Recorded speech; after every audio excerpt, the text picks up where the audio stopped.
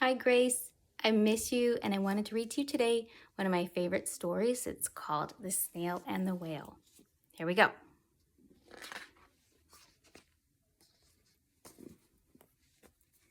This is the tale of a tiny snail and a great big gray-blue humpback whale. This is a rock as black as soot, and this is a snail with an itchy foot. The sea snail slithered all over the rock and gazed at the sea and the ships in the dock. And as she gazed, she sniffed and sighed. "The sea is deep and the world is wide. How I long to sail," said the tiny snail. These are the other snails in the flock, who all stuck tight to the smooth black rock, and said to the snail with the itchy foot, "Be quiet, don't wiggle, sit still, stay put." But the tiny sea snail sniffed and sighed, then cried, "I've got it, I'll hitch a ride." This is the trail of the tiny snail, a silvery trail that looped and curled and said, "Ride wanted round the world."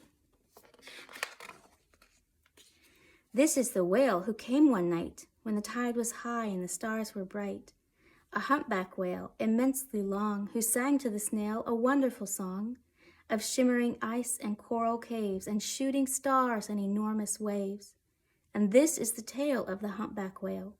He held it out of the starlit sea and said to the snail, "Come sail with me." This is the sea, so wild and free, that carried the whale and the snail on his tail to towering icebergs and far-off lands with fiery mountains and golden sands. These are the waves that arced and crashed, that foamed and frolicked and sprayed and splashed the tiny snail on the tail of the whale. These are the caves beneath the waves, where colorful fish with feathery fins and sharks with hideous toothy grins swam past the whale and the snail on his tail.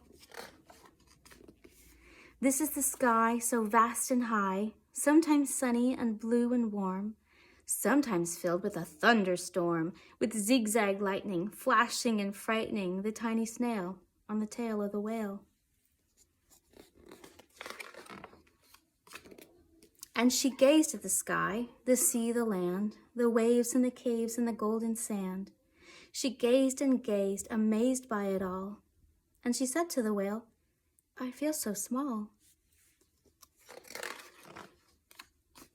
But then came the day. The whale lost his way. These are the speedboats running a race, zigging and zooming all over the place, upsetting the whale with their ear-splitting roar, making him swim too close to the shore.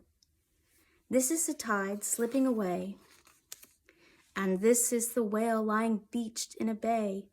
"Quick, off the sand, back to sea," cried the snail. "I can't move on land, I'm too big," moaned the whale. The snail felt helpless and terribly small. Then, "I've got it," she cried, and she started to crawl. "I must not fail," said the tiny snail.